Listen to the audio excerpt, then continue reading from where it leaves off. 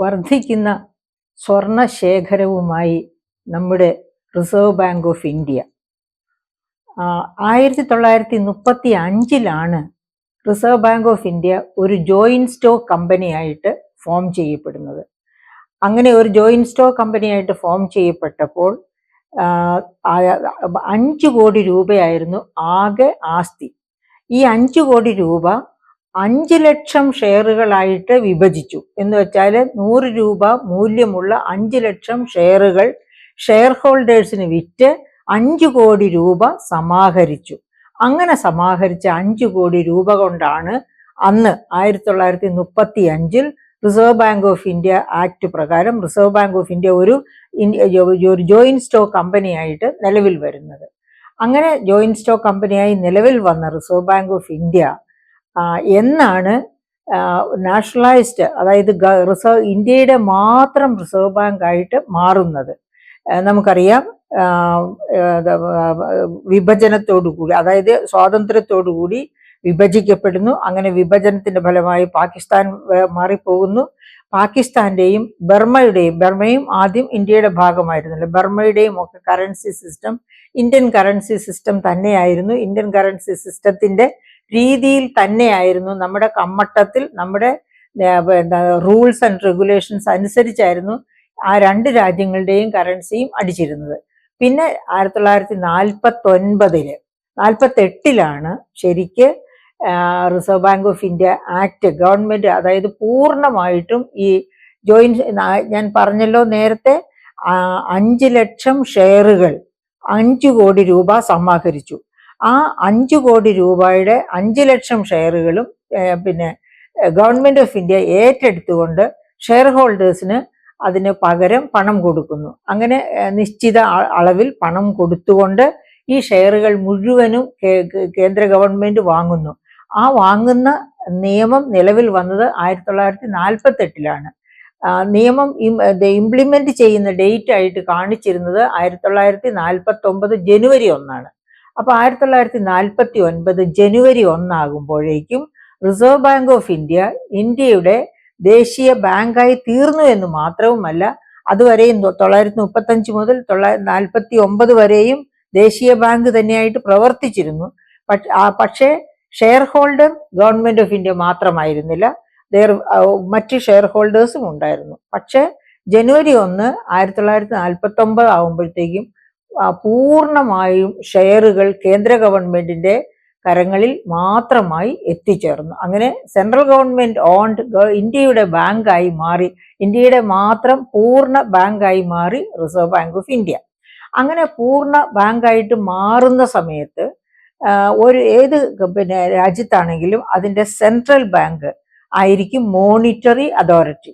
Monetary authority എന്ന് പറഞ്ഞാൽ കറൻസിയെ നിയന്ത്രിക്കുന്ന, എത്ര കറൻസി ഓരോ വർഷവും അടിച്ചേർക്കണം, കറൻസിയുടെ മൂല്യം എങ്ങനെ കീപ്പ് ചെയ്യണം, അതിനുവേണ്ടി എന്ത് കരുതൽ ശേഖരം കരുതണം, ഇത്തരം കാര്യങ്ങളൊക്കെ തീരുമാനിക്കുന്നത് റിസർവ് ബാങ്ക് ആയിരിക്കും. റിസർവ് ബാങ്ക് ഒരു ഓട്ടോണമസ് ബോഡിയാണ്. അതേ സമയത്ത് തന്നെ അതിന് ഗവൺമെന്റ് ഓഫ് ഇന്ത്യയോട് ചില കടപ്പാടുകളുണ്ട്. എന്ന് വെച്ചാൽ ഗവൺമെന്റ് ഓഫ് ഇന്ത്യയുടെ നയങ്ങൾ, റിസർവ് ബാങ്ക് ആ നയങ്ങൾ ഫോളോ ചെയ്യുകയല്ല, ഗവൺമെന്റിന്റെ നയങ്ങളെ സ്വാധീനിക്കാൻ റിസർവ് ബാങ്കിന് കഴിയണം. അതുപോലെ ഗവൺമെന്റിനും, അതായത് നല്ലവണ്ണം പ്രവർത്തിക്കുന്ന ഒരു ഗവൺമെന്റിന് തീർച്ചയായും റിസർവ് ബാങ്കിന്റെ നയങ്ങളെയും സ്വാധീനിക്കാൻ കഴിയണം. അങ്ങനെ അനുപൂരകങ്ങളായി പ്രവർത്തിക്കേണ്ട 2 ഇൻസ്റ്റിറ്റ്യൂഷൻസ് ആണ് ഗവൺമെന്റ് ഓഫ് ഇന്ത്യയും അതുപോലെ തന്നെ റിസർവ് ബാങ്ക് ഓഫ് ഇന്ത്യയും. അപ്പോൾ ഈ കറൻസി വെറുതെ കറൻസി അച്ചടിച്ച് വിട്ടാൽ മതിയോ? 100 രൂപ നോട്ട് അല്ലെങ്കിൽ 500 രൂപ നോട്ട്, നമുക്കറിയാം ഒരു ചെറിയ പേപ്പർ തുണ്ടാണ് ഈ കറൻസി എന്ന് പറയുന്നത്. അതേല് മഹാത്മാഗാന്ധിയുടെ രൂപമോ അല്ലെങ്കിൽ മറ്റേതെങ്കിലും അങ്ങനെ നിശ്ചയിക്കപ്പെട്ട ഒരു ആർട്ടോട് കൂടി വരുന്ന ഒരു കഷ്ണം പേപ്പറാണ് കറൻസി എന്ന് പറയുന്നത്. അപ്പൊ ഈ ഒരു കഷ്ണം പേപ്പറിന് അതിൻ്റെതായ മൂല്യം, ഇൻട്രൻസിക് വാല്യൂ, അതിൽ തന്നെ ഉൾക്കൊള്ളുന്ന മൂല്യം വളരെ കുറവാണ്. അങ്ങനെയാകുമ്പോൾ നമുക്ക് എങ്ങനെയാ ഒരു 100 രൂപ കിട്ടിയാൽ അത് 100 രൂപയുടെ മൂല്യമുണ്ട് എന്ന് തോന്നുക, അല്ലെങ്കിൽ 500 രൂപയ്ക്ക് 500 രൂപയുടെ മൂല്യമുണ്ട് എന്ന് തോന്നുക?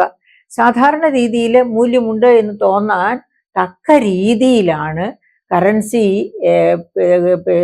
രൂപകൽപ്പന ചെയ്തിരിക്കുന്നത്.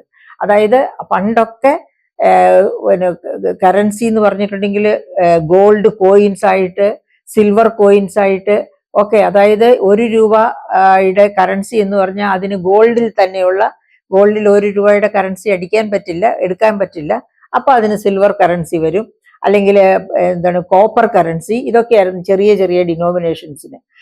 അതേ സമയത്ത് വലിയ മൂല്യമുള്ള കറൻസികളാണെങ്കിൽ ഗോൾഡിലൊക്കെ ഇടാൻ ബുദ്ധിമുട്ടില്ല. പക്ഷേ അത് മോഷണം പോവുക, അങ്ങനെയുള്ള നിരവധി സാധ്യതകൾ ഉള്ളത് കൊണ്ടാണ് അതുപോലെ തന്നെ അത് കൊണ്ടു നടക്കാനുള്ള ബുദ്ധിമുട്ട്, ഇതിനൊക്കെ അവോയ്ഡ് ചെയ്യാനാണ് പേപ്പർ കറൻസിയിലേക്ക് ലോകം ഓരോ രാജ്യങ്ങൾ മാറി മാറി ഓരോന്നായിട്ട് പേപ്പർ കറൻസിയിലേക്ക് മാറി. അവസാനം എല്ലാ രാജ്യങ്ങളും പേപ്പർ കറൻസിയിലെത്തി. ഇപ്പൊ ക്രിപ്റ്റോ കറൻസിയിലേക്ക് പോകുന്നതിനെ പറ്റി ആലോചിക്കുന്നു. അതവിടെ നിൽക്കട്ടെ. അപ്പൊ ഈ പേപ്പർ കറൻസി തന്നെ ഇനിയും വളരെ കാലങ്ങളിലേക്ക് പോകാതിരിക്കാൻ പറ്റില്ല. അങ്ങനെ ഈ പേപ്പർ കറൻസി എടുക്കുമ്പോൾ അതിന്റെ മൂല്യം കാത്തു സൂക്ഷിക്കേണ്ടത് ഓരോ കറൻസി അതോറിറ്റിയുടെയും, അഥവാ ഓരോ ഗവൺമെന്റിനും, ഓരോ ദേശീയതയ്ക്കും ഒരു റിസർവ് ബാങ്ക്, ഒരു കേന്ദ്ര ബാങ്ക് ഉണ്ടാകും. ആ കേന്ദ്ര ബാങ്ക് ആയിരിക്കും മോണിറ്ററി അതോറിറ്റി. ആ മോണിറ്ററി അതോറിറ്റിക്ക് ആ കറൻസിയുടെ മൂല്യം കാത്തു സൂക്ഷിക്കുക എന്നുള്ളത് വളരെ അത്യാവശ്യമാണ്. അതായത് സമ്പദ്ഘടനയുടെ വളർച്ചയെ വളരെയധികം സ്വാധീനിക്കുന്ന ഒന്നാണ്. അതായത് സ്ട്രോങ് ആയിട്ടുള്ള കറൻസി, സ്ട്രോങ് ആയിട്ടുള്ള പണം, മൂല്യച്യുതി ഉണ്ടാകാത്ത, മൂല്യം വർദ്ധിച്ചുകൊണ്ടിരുന്നാൽ കുഴപ്പമില്ല, പക്ഷെ മൂല്യം താഴേക്ക് പോകുന്ന കറൻസി ആകാൻ പാടില്ല. അപ്പൊ മൂല്യച്യുതി വരാത്ത കറൻസി, അതിനു വേണ്ടി ഒരു വിദ്യയുണ്ട്. ആ വിദ്യയാണ് പിന്നെ സ്വർണ ശേഖരം, പിന്നെ ഫോറിൻ എക്സ്ചേഞ്ച് ശേഖരം. അതായത് നമുക്ക് വളരെ പ്രധാനപ്പെട്ട, അതായത് എന്താണ് ഡോളർ പോലെ, പൗണ്ട് സ്റ്റേർലിംഗ് പോലെ, ജാപ്പനീസ് യെൻ പോലെ, അങ്ങനെ വളരെ പ്രധാനപ്പെട്ട വേൾഡ് കറൻസീസ്, അങ്ങനെയുള്ള കറൻസീസിന്റെ ഒരു ശേഖരം കുറച്ച്, കൂടാതെ സ്വർണം. അപ്പൊ അതിന് നമ്മുടെ കറൻസി സിസ്റ്റത്തിന് പല പ്രിൻസിപ്പിൾസ് ഉണ്ട് കറൻസി സിസ്റ്റം ഫോളോ ചെയ്യുന്നത്. ഇന്ത്യ ഫോളോ ചെയ്യുന്ന കറൻസി സിസ്റ്റം എന്ന് പറയുന്നത് മിനിമം റിസർവ് പ്രിൻസിപ്പിൾ ആണ്. ഒരു മിനിമം റിസർവ് കമ്മട്ടത്തിൽ, അതായത് പണമടിക്കുന്ന കേന്ദ്രത്തിൽ സൂക്ഷിക്കണം. മിനിമം റിസർവ് എന്ന് വെച്ചാൽ, അതായത് മിനിമം റിസർവ് എന്ന് തീരുമാനിച്ച് ഇന്ത്യയിൽ വെച്ചിരുന്നത് 935 മുതലേ ആ കറൻസി പ്രിൻസിപ്പിൾ ഉണ്ട്. 949 അതിനെ ഒന്ന് റീഇറ്ററേറ്റ് ചെയ്തു, അതിനെ ഒന്ന് അരക്കിട്ടുറപ്പിച്ചു. അപ്പൊ എങ്ങനെയാണ് ഈ കറൻസിയുടെ ശേഖരം എന്ന് പറയുന്നത്? 115 കോടിയുടെ സ്വർണം. അന്നത്തെ 115 കോടിയാണ് 1949 അല്ലെങ്കിൽ 1935 തന്നെ 115 കോടിയുടെ സ്വർണമാണ്. വലിയ സ്വർണശേഖരം അന്ന്. കാരണം എന്താണെന്ന് വെച്ചിട്ടുണ്ടെങ്കിൽ 1947 60 രൂപയേ ഉള്ളൂ ഒരു പവൻ സ്വർണത്തിന് വില. അങ്ങനെയുള്ള കാലഘട്ടത്തിലാണ് 115 കോടി രൂപയുടെ സ്വർണം ശേഖരമായിട്ട് വെക്കുന്നത്. അന്ന് 1935 അതിലും കുറവായിരിക്കും, ഈ 60 രൂപയിലും ഒക്കെ കുറവായിരിക്കും സ്വർണത്തിന്റെ വില. അപ്പൊ അങ്ങനെ 115 കോടിയുടെ സ്വർണവും 85 കോടിയുടെ ഫോറിൻ എക്സ്ചേഞ്ച്, ഇതാണ് കരുതൽ ശേഖരമായിട്ട് നമ്മുടെ കറൻസിയുടെ മിനിമം റിസർവായി റിസർവ് ബാങ്ക് ഓഫ് ഇന്ത്യയുടെ കമ്മട്ടത്തിൽ ഇരുന്നത്. അങ്ങനെ എന്തിനാണ് അപ്പൊ ഈ സ്വർണവും ഫോറിൻ എക്സ്ചേഞ്ച് സൂക്ഷിക്കുന്നത്? നമ്മുടെ കറൻസിയുടെ മൂല്യം എപ്പോഴെങ്കിലും അത്യാവശ്യമായി വന്നാൽ, അതായത് സ്വർണ കറൻസിയിൽ നിന്ന്, ഗോൾഡ് കോയിനേജിൽ നിന്ന് പേപ്പർ കറൻസിയിലേക്ക് മാറിയ ആദ്യ ഘട്ടങ്ങളിലൊക്കെ കൺവേർട്ടിബിൾ പേപ്പർ കറൻസി ആയിരുന്നു. എന്ന് വെച്ചാല് ആർക്കെങ്കിലും കറൻസിയിൽ വിശ്വാസമില്ലാതെ വന്നാൽ അവർക്ക് ട്രഷറിയിൽ കൊണ്ടുപോയി കൊടുത്ത്, അതായത് റിസർവ് ബാങ്ക് അവരുടെ കേന്ദ്ര ബാങ്ക് അനുവദിക്കുന്ന ആ സ്ഥലത്ത് കൊണ്ടുപോയി ഈ കറൻസി കൊടുത്ത് അതിന് പകരം സ്വർണം വാങ്ങാമായിരുന്നു. അതിനാണ് കൺവേർട്ടിബിൾ കറൻസി, പേപ്പർ കറൻസി എന്ന് പറഞ്ഞിരുന്നത്. അപ്പൊ പിൽക്കാലത്ത് കൺവേർട്ടിബിൾ പേപ്പർ കറൻസിയും ഇൻകൺവീനിയന്റ് ആണ്, അസൗകര്യമാണ്, അസാധ്യമാണ്. കാരണം ഒരുപാട് സ്വർണം വേണം. ഒരു സുപ്രഭാതത്തിൽ എല്ലാവരും കൂടി ഞങ്ങളുടെ കറൻസി ഞങ്ങൾക്ക് വേണ്ട, ഞങ്ങൾക്ക് സ്വർണം വേണമെന്നും പറഞ്ഞ് ഒരു ഓട്ടം അങ്ങോട്ട് ബാങ്കിലേക്ക് ഓടിയാൽ കറൻസി സിസ്റ്റവും രാജ്യവും ഫെയിലാകും. അപ്പൊ അങ്ങനെ വരാതിരിക്കാനായിട്ട് ഇൻകൺവേർട്ടിബിൾ പേപ്പർ കറൻസി എന്നുള്ളതിനെ ആക്കി മാറ്റി. കൺവേർട്ടിബിൾ പേപ്പർ കറൻസിയെ ഇൻകൺവേർട്ടിബിൾ പേപ്പർ കറൻസി, മാറ്റാൻ പറ്റാത്ത പേപ്പർ കറൻസി ആയിട്ട് മാറ്റി. പക്ഷെ അങ്ങനെ കറൻസിയെ കൺവേർട്ട് ചെയ്യാൻ പറ്റില്ല എന്ന രീതിയിൽ മാറ്റിയെങ്കിലും ശേഖരം നിർബന്ധമാക്കി. അങ്ങനെ വെച്ച ശേഖരത്തിലുള്ള ആ 115 കോടി സ്വർണം പതുക്കെ വളരാൻ തുടങ്ങി. അതെങ്ങനെയാ? ഒരു മരം വളരുന്നത് പോലെ സ്വർണം വളരുമോ? അങ്ങനെ സ്വർണം വളർന്നു എന്നല്ല ഞാൻ ഉദ്ദേശിക്കുന്നത്. ഇപ്പൊ ഉദാഹരണത്തിന് നമ്മുടെ നാട്ടിൽ കള്ളക്കടത്ത് സ്വർണം കണ്ടെത്തുന്നു. കള്ളക്കടത്ത് സ്വർണം കണ്ടെത്തിയാൽ ആ സ്വർണം എവിടേക്കാ പോകേണ്ടത്? തീർച്ചയായിട്ടും റിസർവ് ബാങ്ക് ഓഫ് ഇന്ത്യയുടെ കമ്മട്ടത്തിൽ, അതായത് സെൻട്രൽ ഗവൺമെന്റിന്റെ കേന്ദ്ര നിർദ്ദേശിക്കുന്ന സ്ഥലത്തേക്കാണ് പോകേണ്ടത്. ആ കേന്ദ്ര ഗവൺമെന്റ് നിർദ്ദേശിക്കുന്ന സ്ഥലം എന്ന് പറഞ്ഞാൽ സ്വർണശേഖരം സൂക്ഷിക്കേണ്ടത് തീർച്ചയായിട്ടും റിസർവ് ബാങ്കിന്റെ കമ്മട്ടത്തിൽ അല്ലെങ്കിൽ അതിനോടനുബന്ധപ്പെട്ട ദേശത്ത് തന്നെ സ്ഥലത്ത് തന്നെയാണ്.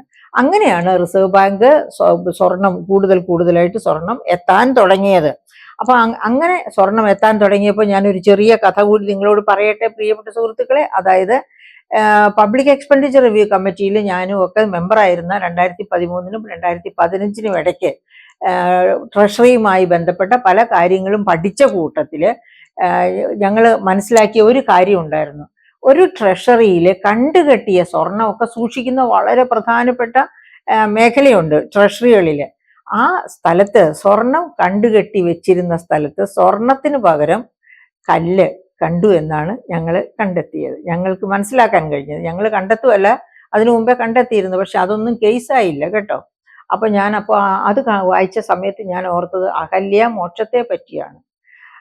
അഹല്യയെ കല്ലാക്കി മാറ്റി, പിന്നെ ഭഗവാന്റെ പാദസ്പർശമേറ്റപ്പോഴാണ് വീണ്ടും അഹല്യയായി വന്നത് എന്ന് പറഞ്ഞതുപോലെ തൻ്റെ ഇടമുള്ള ഒരു ഒരു ഒരു എന്താ പറയുക, ഇങ്ങനത്തെ കേസസ് ഒക്കെ നോക്കാനുള്ള ഒരു വകുപ്പ് കേരളത്തിൽ ഉണ്ടായിരുന്നെങ്കിൽ കല്ലായി മാറിയ സ്വർണം വീണ്ടും സ്വർണമായി മാറുമായിരുന്നല്ലോ എന്ന് ഞാൻ ഓർത്തു. അപ്പൊ ഈ കടത്ത് സ്വർണം പിടിച്ചാൽ അത് മുഴുവനും കമ്മട്ടത്തിൽ ചെല്ലണമെന്ന് നിർബന്ധമില്ല. അത് സത്യസന്ധതയെ പിന്നെ അനുസരിച്ചിരിക്കും. സത്യസന്ധത എങ്ങനെയാണ് ഇതിനൊക്കെ പോകുന്ന ഉദ്യോഗസ്ഥരുടെ സത്യസന്ധതയെ ആശ്രയിച്ചിരിക്കും ആ സ്വർണം റിസർവ് ബാങ്കിന്റെ കമ്മട്ടത്തിൽ എത്തുന്നുണ്ടോ ഇല്ലയോ എന്നുള്ളത്. ഏതായാലും സത്യസന്ധരായ ഉദ്യോഗസ്ഥർ ഇന്ത്യയിലുണ്ട്. അതുകൊണ്ടാണ് ആ ഗോൾഡ് ശേഖരം ഓരോ വർഷവും വർദ്ധിച്ചു വരുന്നു. അത് മാത്രവുമല്ല, പിൽക്കാലത്ത് അതായത് മൻമോഹൻ സിംഗ് പ്രധാനമന്ത്രിയായിരുന്ന കാലത്ത് തന്നെ 200 ടൺ സ്വർണം അതായത് ആഗോള വിപണിയിൽ നിന്ന് വാങ്ങി. അതായത് സ്വർണത്തിന്റെ വില കുറഞ്ഞിരിക്കുന്ന സാഹചര്യത്തില് അദ്ദേഹം ഒരു റിസർവ് ബാങ്ക് ഓഫ് ഇന്ത്യയുടെ ഗവർണറായിരുന്നു. വളരെ പ്രഗത്ഭനായ ഗവർണറായിരുന്നു. അപ്പൊ അദ്ദേഹത്തിന് അറിയാം ഈ സ്വർണശേഖരം വാങ്ങി ഒരു കമ്മട്ടത്തിൽ സൂക്ഷിച്ചാൽ എന്തൊക്കെ പ്രയോജനങ്ങൾ ഉണ്ടാകുമെന്ന്. എന്തൊക്കെ പ്രയോജനങ്ങൾ ഉണ്ടാവുക? അന്താരാഷ്ട്ര തലത്തിൽ കറൻസിയുടെ മൂല്യം ശോഷിച്ചു പോകുമ്പോഴും നമ്മുടെ കമ്മട്ടത്തിൽ ആവശ്യത്തിലധികം സ്വർണം ഇരിപ്പുണ്ടെങ്കിൽ ആ കറൻസി വളരെ സ്ട്രോങ് ആയിരിക്കും. പിന്നെ ആഗോള തലത്തിൽ ഉണ്ടാകുന്ന കയറ്റിറക്കങ്ങൾ, കറൻസിയുടെ വാല്യൂവിൽ ഉണ്ടാകുന്ന കയറ്റിറക്കങ്ങൾ നമ്മുടെ കറൻസിയെ ബാധിക്കില്ല. അതിന്റെ ഒന്നാന്തരം ഒരു ഉദാഹരണമാണ് ഇപ്പോഴും ലോകം ആദരിക്കുന്ന അല്ലെങ്കിൽ ഏറ്റവും കൂടുതൽ അംഗീകരിക്കുന്ന കറൻസി ഏതാണ്? ഡോളറാണ്. എന്തുകൊണ്ടാണ് ഡോളർ ആയത്? ആദ്യം 1-ാം ലോക മഹായുദ്ധ കാലം കഴിയുന്നത് വരെയും ഏറ്റവും കൂടുതൽ ലോകം ആദരിച്ചിരുന്ന കറൻസി പൗണ്ട് സ്റ്റേർലിംഗ് ആയിരുന്നു. എന്തുകൊണ്ടായിരുന്നു പൗണ്ട് സ്റ്റേർലിംഗ് ആയിരുന്നത് എന്നറിയാമോ? ഇൻഡസ്ട്രിയൽ റവല്യൂഷൻ കാലത്തും 1914 1-ാം ലോക മഹായുദ്ധം വരുന്ന കാലത്തിനൊക്കെ മുൻപുള്ള ആ ഘട്ടമുണ്ടല്ലോ, എന്തായിരുന്നു ഗ്രേറ്റ് ബ്രിട്ടൻ? നമുക്കറിയാം, സൂര്യൻ അസ്തമിക്കാത്ത രാഷ്ട്രമായിരുന്നു. അത് മാത്രമല്ല, Great Britain was the money lender of the world, shop keeper of the world, ആ business centre of the world. അങ്ങനെയൊക്കെ ആയിരുന്നത് കൊണ്ടാണ് industrial centre of the world. അങ്ങനെ ഒരു പോയിന്റ്, അങ്ങനെ ഒരു വലിയ ശക്തി കേന്ദ്രമായിരുന്നു. ലോകത്തെ സ്വർണത്തിന്റെ ഏറ്റവും വലിയ ശേഖരവും ബാങ്ക് ഓഫ് ഇംഗ്ലണ്ടിലായിരുന്നു. ഇപ്പോഴും ഓർക്കുക, നമ്മുടെ സ്വർണശേഖരം വളരെ വളർന്നു. ആ സ്വർണശേഖരം വളർന്ന് എത്ര ടൺ സ്വർണം? 822.1 ടൺ ആയിട്ട് നമ്മുടെ സ്വർണശേഖരം വളർന്നു. അപ്പൊ അതിന്റെ ഒരു നല്ല ഭാഗം ബാങ്ക് ഓഫ് ഇംഗ്ലണ്ടിന്റെ കയ്യിലാണ് ഇപ്പോഴും സൂക്ഷിച്ചു വെച്ചിരിക്കുന്നത്. കൊടുത്തിരിക്കുകയല്ല, സൂക്ഷിച്ചു വെച്ചിരിക്കുക, പണയം വെക്കുകയല്ല ചെയ്തത്. അപ്പൊ അങ്ങനെ സ്വർണശേഖരം വർദ്ധിക്കുന്നത് നമ്മുടെ കറൻസി. അപ്പൊ എന്നിട്ട് എന്താ സംഭവിച്ച? ബാങ്ക് ഓഫ് ഇംഗ്ലണ്ടിന് എന്ത് സംഭവിച്ചു? ഇംഗ്ലണ്ടിന് എന്ത് സംഭവിച്ചു? 2-ാം ലോക മഹായുദ്ധത്തിനും 1-ാം ലോക മഹായുദ്ധത്തിനും 2-ാം ലോക മഹായുദ്ധത്തിനും ഇടയ്ക്കുള്ള കാലഘട്ടത്തിൽ അതായത് ഉണ്ടായ പ്രതിസന്ധികൾ മൂലം ഇംഗ്ലണ്ടിന്റെ പക്കൽ ഉണ്ടായിരുന്ന സ്വർണം മുഴുവനും 2-ാം ലോക മഹായുദ്ധം കഴിയുമ്പോഴേക്കും ഒഴുകി അമേരിക്കയുടെ കൈകളിലെത്തി. അങ്ങനെയാണ് 2-ാം ലോക മഹായുദ്ധത്തിന് ശേഷം നമ്മൾ ഓർക്കണം, അമേരിക്കയുടെ വളർച്ച ദ്രുതഗതിയിലായിരുന്നു. സാമ്പത്തിക വളർച്ച ദ്രുതഗതിയിലായിരുന്നു. ആ വളർച്ചയോടൊപ്പം തന്നെ സ്വർണവും അവരുടെ പക്കലേക്ക് എത്തിച്ചേരുന്നു. അങ്ങനെയാണ് ഡോളർ കറൻസി രണ്ടാം ലോക മഹായുദ്ധം കഴിഞ്ഞപ്പോൾ ഏറ്റവും സ്ട്രോങ് കറൻസിയായി തീരുന്നത്. ലോകത്ത് ഇപ്പോഴും ആ സ്ട്രെങ്ത് തുടരുകയാണ്. കാരണം ഇപ്പോഴും ഒന്നാമത്തെ GDP ആണ്, 28 ട്രില്യൺ ഡോളറോടുകൂടി ഒന്നാമത്തെ GDP ആണ് അമേരിക്ക. അപ്പോൾ നമുക്ക് വീണ്ടും നമ്മുടെ റിസർവ് ബാങ്ക് ഓഫ് ഇന്ത്യയിലേക്കും സ്വർണത്തിലേക്കും വരാം. അപ്പൊ എന്തുകൊണ്ടാണ് അമേരിക്കൻ കറൻസി ഇപ്പോഴും സ്ട്രോങ് ആയിരിക്കണേ? കാരണം അമേരിക്ക ഒന്നാമത്തെ GDP ആണ്. ഒന്നാമത്തെ GDP ആണെന്ന് മാത്രമല്ല, വളരെ പ്രധാനപ്പെട്ട, അതായത് ഇപ്പോഴും സ്വർണത്തിന്റെ ഒരു നല്ല കാവലാളായിട്ടിരിക്കുകയാണ് അമേരിക്ക. അതുകൊണ്ടാണ് ഡോളറിന്റെ വാല്യൂ ഒട്ടും താഴേക്ക് പോകാത്തത്. GDP ഒന്നാമതായത് കൊണ്ട് മാത്രമല്ല, അതുപോലെ സ്വർണ്ണ ശേഖരവുമുണ്ട്. അപ്പോ ഈ സ്വർണ്ണ ശേഖരം ഏത് രാജ്യത്ത് ശേഖരിക്കപ്പെടുന്നുവോ, അതായത് സ്വർണത്തിന്റെ മൂല്യം താഴേക്ക് പോകില്ല, വച്ചടി വെച്ച് മുകളിലേക്കാണ് പോകുന്നത്. അസറ്റ് എപ്പോഴും മൂല്യം സൂക്ഷിക്കുന്ന ഒരു ഉൽപ്പന്നമാണ് സ്വർണം എന്ന കാരണങ്ങൾ കൊണ്ട് സ്വർണം ഏതെങ്കിലും ഒരു രാഷ്ട്രത്തോടൊത്ത് നിൽക്കുന്നുവെങ്കിൽ ആ രാഷ്ട്രം പ്രതിസന്ധിയെ തരണം ചെയ്യും. അന്താരാഷ്ട്ര പ്രതിസന്ധിയെ, അതായത് കറൻസിയുടെ മൂല്യച്യുതിയിൽ കയറ്റിറക്കങ്ങളിൽ ഉണ്ടാകാവുന്ന മാറ്റങ്ങളെ പിടിച്ചു നിൽക്കാൻ പറ്റും. അതായത് ഇപ്പോൾ ഇന്ത്യയുടെ കറൻസി ഡോളറിന്റെ വാല്യൂ ഒരുപാട് കൂടുകയും ഇന്ത്യൻ കറൻസിയുടെ വാല്യൂ താഴേക്ക് പോവുകയും ചെയ്താൽ നിങ്ങൾക്കൊക്കെ അറിയാം, റിസർവ് ബാങ്ക് ഓഫ് ഇന്ത്യ അപ്പോൾ എന്ത് ചെയ്യും? ഉടനെ അതിന്റെ ശേഖരത്തിൽ നിന്ന് കുറച്ച് സ്വർണം വിറ്റഴിക്കും. കുറച്ച് സ്വർണം വിറ്റഴിക്കും എന്ന് പറഞ്ഞാൽ എന്താണ്? ഡോളർ വാങ്ങിച്ചുകൊണ്ട് സ്വർണം പുറത്തേക്ക് കൊടുക്കും. അപ്പൊ ഈ ഡോളർ എന്ത് ചെയ്യും? ആ ഡോളർ പിന്നെ ഇവിടുത്തെ ഡോളർ ആവശ്യങ്ങൾക്ക് വേണ്ടി ഉപയോഗിക്കും. അപ്പൊ നമ്മുടെ ഡിമാൻഡ്, ഡോളറിനുള്ള ഡിമാൻഡ് കുറയും. അതോടുകൂടി തന്നെ ഡോളറും രൂപയും തമ്മിലുള്ള എക്സ്ചേഞ്ച് വാല്യൂവിലും വ്യത്യാസം വരും. അങ്ങനെ ഇന്ത്യൻ റുപ്പിയുടെ വാല്യൂ മുകളിലേക്ക് കയറും. അങ്ങനെ കയറ്റാൻ വേണ്ടിയാണ് സ്വർണ്ണ ശേഖരം സൂക്ഷിച്ചു വെച്ചിരിക്കുന്നത്. ആവശ്യം വരുമ്പോൾ വിറ്റഴിക്കുക, പുറത്തെടുക്കുക, വിറ്റഴിക്കുക, അങ്ങനെ നമ്മുടെ കറൻസിയുടെ വാല്യൂ വർദ്ധിപ്പിക്കുക. അങ്ങനെ നമ്മുടെ കറൻസിയെ അന്താരാഷ്ട്ര തലത്തിൽ പിടിച്ചു നിർത്തുക. കറൻസി എപ്പോഴും താഴേക്ക് പോകുന്ന വെച്ചാൽ നമ്മളുമായിട്ട് ട്രേഡൊക്കെ നടത്താനായിട്ട് പല രാജ്യങ്ങൾക്കും ഇഷ്ടക്കേട് കാണും. അപ്പൊ അങ്ങനെ വരാതിരിക്കാൻ വേണ്ടി രാഷ്ട്രത്തിന്റെ എന്താ പറയാ, അന്താരാഷ്ട്ര രംഗത്തെ നിൽപ്പ് ശക്തമാക്കിയിരിക്കാൻ വേണ്ടിയാണ് സ്വർണ്ണ ശേഖരം വർദ്ധിപ്പിക്കുന്നത്. അങ്ങനെയാണ് മൻമോഹൻ സിംഗിന് അത് കൃത്യമായിട്ട് അറിയാം. അതുകൊണ്ടാണ് അദ്ദേഹത്തിന്റെ ഭരണകാലത്ത് UPA ഭരണകാലത്ത് അദ്ദേഹം 200 ടൺ സ്വർണമാണ് നമ്മുടെ സ്വർണ്ണ ശേഖരത്തോട് കൂട്ടിച്ചേർത്തത്. അതിനുശേഷവും ഇപ്പോൾ നരേന്ദ്രമോദി ഗവൺമെന്റ് വന്നതിന് ശേഷവും സ്വർണ്ണ ശേഖരത്തിൽ വർധനവ് ഉണ്ടായിട്ടുണ്ട്. ഇപ്പോ നമ്മുടെ ആകെ സ്വർണ്ണ ശേഖരം എന്ന് പറയുന്നത് 822.1 ടൺ സ്വർണമാണ്. അതിൽ നിന്ന് ഇപ്പൊ നമ്മൾ ഇങ്ങനെ ഒരു ഡിസ്കഷൻ തന്നെ വെക്കാമെന്ന് വെച്ചത് 100 ടൺ സ്വർണം ബാങ്ക് ഓഫ് ഇംഗ്ലണ്ടിൽ, ഞാൻ പറഞ്ഞല്ലോ അതിന്റെ നല്ലൊരു ഭാഗം സ്വർണവും നമ്മൾ സൂക്ഷിച്ചിരിക്കുന്നത് ബാങ്ക് ഓഫ് ഇംഗ്ലണ്ടിലാണ്. അപ്പൊ ബാങ്ക് ഓഫ് ഇംഗ്ലണ്ടിൽ നിന്ന് 100 ടൺ സ്വർണം ഇങ്ങോട്ട് ഇന്ത്യയിലേക്ക് മാർച്ച് മാസത്തിൽ കൊണ്ടുവന്നു. അങ്ങനെ കൊണ്ടുവന്നപ്പോൾ കസ്റ്റംസ് കൊടുത്തില്ല, കസ്റ്റംസും കൊടുക്കേണ്ട ഇരുന്നില്ല, GSTയും കൊടുക്കേണ്ടിയിരുന്നില്ല എന്നാണ് എൻ്റെ അഭിപ്രായം. അത് എൻ്റെ അഭിപ്രായമാണ്. പക്ഷെ GST കൊടുത്തു.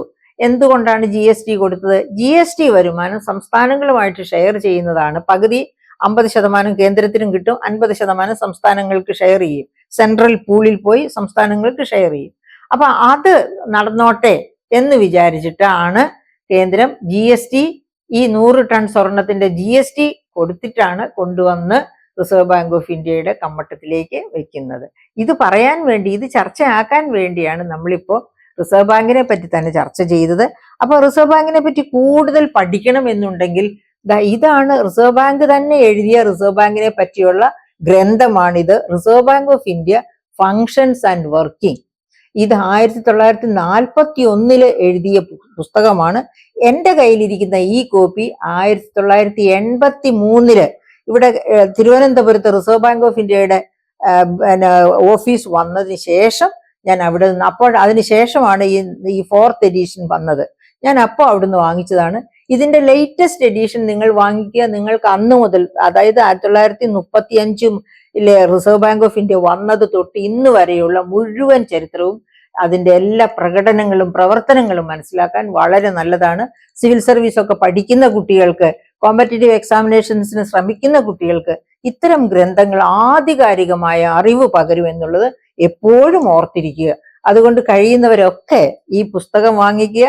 ഈ ശ്രോതാക്കളെല്ലാം വാങ്ങിക്കുന്നെങ്കിൽ മക്കൾക്ക് വായിച്ചു കൊടുക്കുക, നിർബന്ധിച്ച് അവരെ പഠിക്കാൻ പറയുക. അപ്പോഴാണ് ആധികാരികമായിട്ട് അവരുടെ ഇത്തരം കാര്യങ്ങൾ, കറൻസിയുമായി ബന്ധപ്പെട്ട വിവരങ്ങൾ വളരെ ആധികാരികതയോടെ അവർക്ക് പറയാൻ കഴിയുന്നു.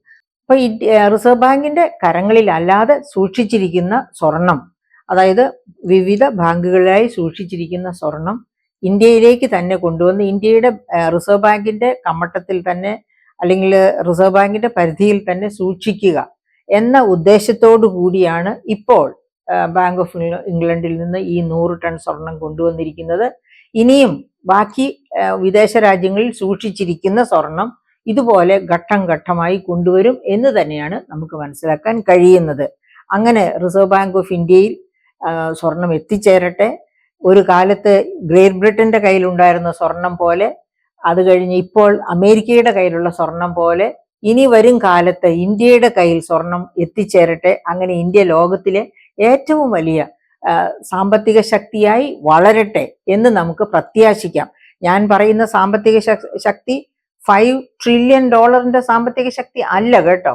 $5 ട്രില്യൺ 144.17 കോടി ജനങ്ങളും എന്ന് പറഞ്ഞാൽ പെർ ക്യാപിറ്റ ഇൻകം വെറും $1200 ആയിരിക്കും. അങ്ങനെ പെർ ക്യാപിറ്റ ഇൻകം ഉള്ള ഒരു രാജ്യമായി ഇന്ത്യ മാറിയതുകൊണ്ട് പ്രത്യേകിച്ച് ഒരു പ്രയോജനവുമില്ല. നമുക്ക് എന്താണ് വേണ്ടത്? ഇപ്പൊ അമേരിക്കയുടെ പെർ ക്യാപിറ്റ ഇൻകം 76,000-ൽ കൂടുതൽ പെർ ക്യാപിറ്റ ഇൻകം, $76,000 അതുപോലെയുള്ള പെർ ക്യാപിറ്റ ഇൻകം ഉള്ള ഒരു രാജ്യമായി ഇന്ത്യ മാറണം. അങ്ങനെയാണെങ്കിലാണ് എല്ലാവർക്കും നല്ല വിദ്യാഭ്യാസം, നല്ല ആരോഗ്യം, ആ രീതിയിൽ ഇന്ത്യക്ക് മുന്നോട്ട് പോകാൻ കഴിയുക, അങ്ങനെ ലോകത്തെ ലീഡ് ചെയ്യാൻ കഴിയുക. ഇപ്പൊ ഇന്ത്യക്ക് ലോകത്തെ ലീഡ് ചെയ്യാൻ കഴിയും എന്നൊക്കെ പറയുന്നത് വെറും പാഴ്വാക്ക് മാത്രമാണ്. കാരണം പെർ ക്യാപിറ്റ ഇൻകം $1200 നിൽക്കുന്ന സമയത്ത് എന്ത് ലീഡിംഗ് ആണ് നമുക്ക് ലോകത്തിന് നൽകാൻ കഴിയുക? ലോകത്തിന്റെ പുറകെ പോവുകയല്ലാതെ ലോകത്തിന്റെ മുൻപേ ലോകത്തെ നയിച്ചു കൊണ്ടുപോകുവാൻ ഈ കപ്പാസിറ്റി നമുക്ക് തീർച്ചയായിട്ടും പോരാ. എന്തായാലും നമ്മുടെ റിസർവ് ബാങ്ക് കാലക്രമേണ പ്രാപ്തമായി വരട്ടെ. റിസർവ് ബാങ്ക് പ്രാപ്തമായി വരട്ടെ എന്ന് വെച്ചാൽ ഇന്ത്യ പ്രാപ്തമാകുന്നു എന്നാണ് അതിനർത്ഥം. ഇന്ത്യ പ്രാപ്തമാകുമ്പോൾ മാത്രമാണ് ഇന്ത്യക്ക് സ്വർണ്ണശേഖരം വർദ്ധിപ്പിക്കാൻ കഴിയുക, അത് റിസർവ് ബാങ്കിൽ കൊണ്ടുവയ്ക്കാനും കഴിയുക.